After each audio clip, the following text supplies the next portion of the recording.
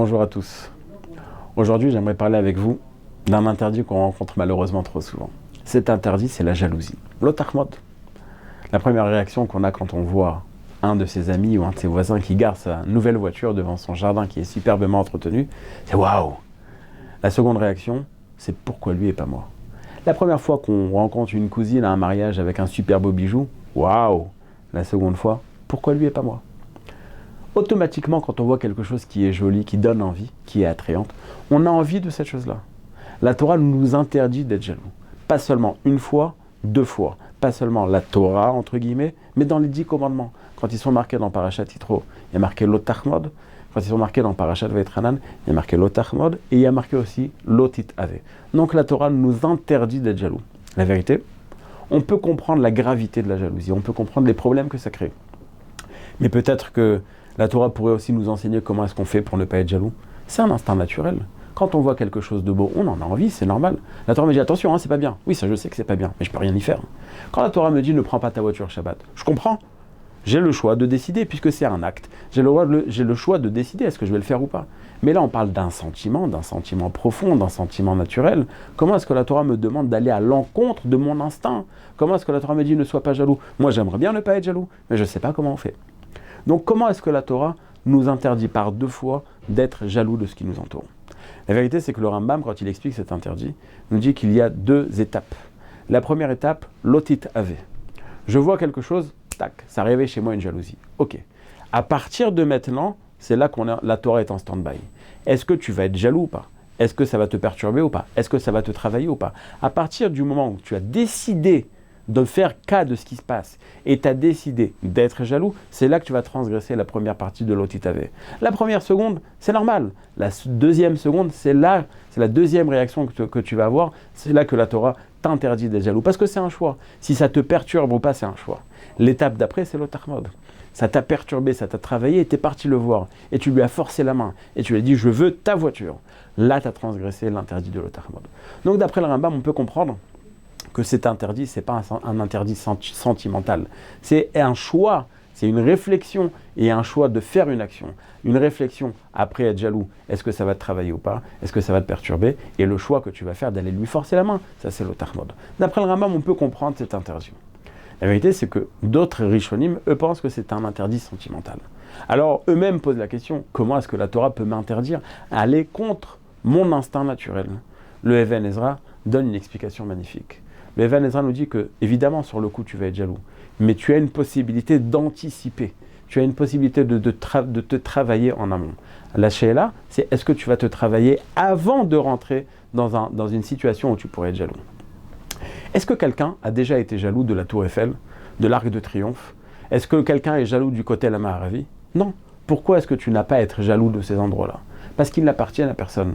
Et pas seulement ça, parce qu'il n'y a aucune chance qu'un jour, ils t'appartiennent. Donc à partir du moment où tu n'as pas d'espoir, à partir du moment où tu sais pertinemment que ça, de toute façon, c'est pas à moi, à partir du moment que tu es persuadé de ça, tu ne vas pas être jaloux. Nous dit le Even Ezra, comprends que dans le monde, il y a quelqu'un qui gère. Et cette personne qui gère, ce Hachem qui gère, c'est un très bon gestionnaire. Les cartes qu'il t'a données à toi, ce n'est pas les cartes qu'il a données à la personne en face. Chaque personne a exactement ce qui lui revient de droit. Chaque personne n'a pas plus que ce qui lui revient de droit. Si ton voisin il a une super belle voiture, c'est qu'Hachem a décidé que cette voiture lui revienne. Si Hachem a décidé que toi, ta voiture, la clim ne marchera pas, c'est parce que Hachem a décidé que tu vas vivre dans une situation telle. Donc si tu prends conscience que ce qu'il a lui et ce que tu n'as pas toi, c'est une décision d'Hachem, tu n'as pas de raison d'être jaloux. Nous dit le Even Ezra, comment est-ce que la Torah peut m'obliger à ne pas être jaloux? La Torah m'enseigne une technique. Elle me dit tout simplement, réfléchis. Réfléchis avant même de voir quelque chose qui va te rendre jaloux. Est-ce que Hachem est un bon gestionnaire ou pas? À partir du moment où tu seras imprégné, où tu auras compris que Hachem est un très bon gestionnaire, tu n'as pas de raison d'être jaloux. Ce qui te revient de droit te reviendra de toutes les manières. Ça, c'est l'explication du Even Ezra. Le Beth Halevi lui nous donne une autre explication.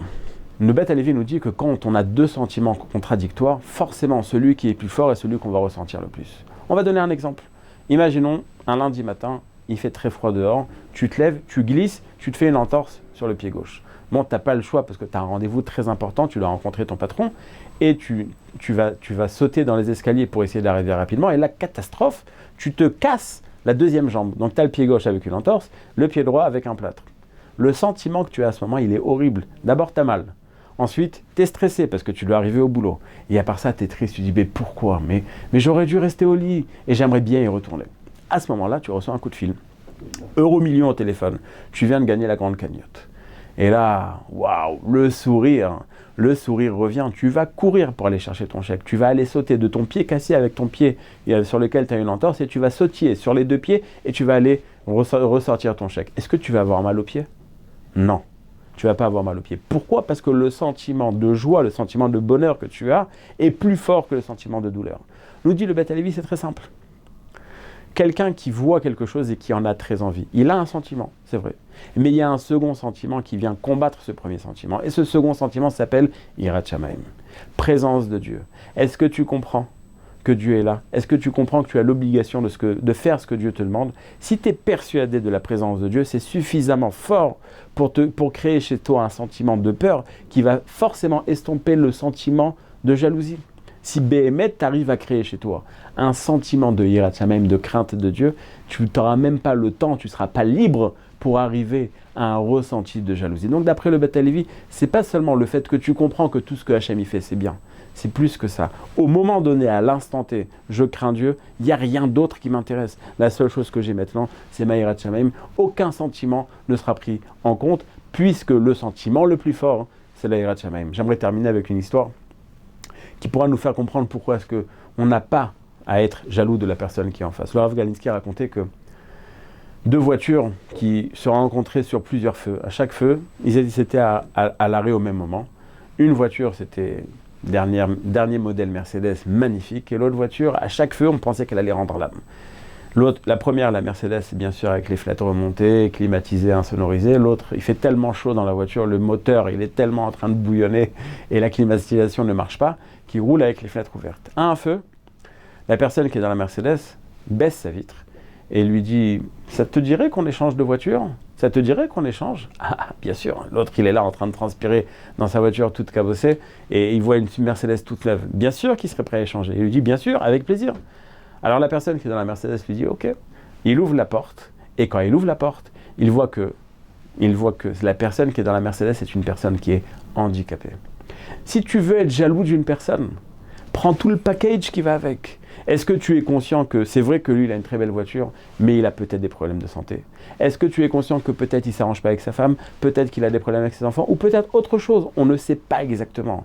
Toi aussi, tu as des choses positives que lui, dans sa Mercedes, n'a pas. Si tu veux être jaloux de lui, si tu veux être à sa place, prends tout le package. Alors quand la Torah nous dit de ne pas être jaloux, elle sait ce qu'elle dit. On peut travailler ce sentiment. Si on réussit à réfléchir avant même d'arriver dans une situation de jalousie, je suis sûr qu'on ne transgressera pas cet interdit et qu'on sera tout le temps content de voir la réussite des gens qui nous entourent. Be'atzlacha à tous.